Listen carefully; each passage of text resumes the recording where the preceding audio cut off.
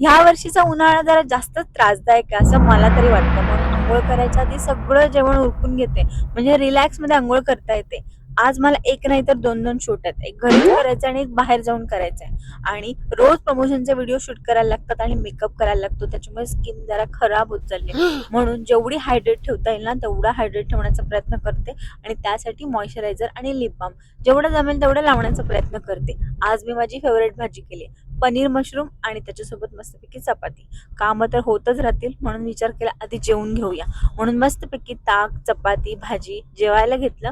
आणि त्यानंतर प्रमोशनच्या video shoot करायला घेतल्या. आणि त्यानंतर पडलेला सगळा पसारा मला आवरायचा होता, कारण संध्याकाळी मला पुन्हा शूटला जायचं होतं. पण काय करणार, पसारा तर मलाच आवरायला पाहिजे. मग हातासरशी तो पसारा आवरला.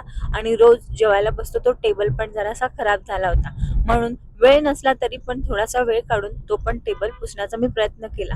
मला असं वाटतं कधी कधी मी खूपच जास्त बिझी झाले, पण एक मन म्हणतं बरं आहे बिझी आहे तेच, मनात काय वाईट विचार तरी येत नाही. मग गेली शूटला आणि बघते 12 वाजले तरी माझं शूट झालं नव्हतं. पण कसं बसं शूट उरकून मी रात्री 1 वाजता घरी पोचले.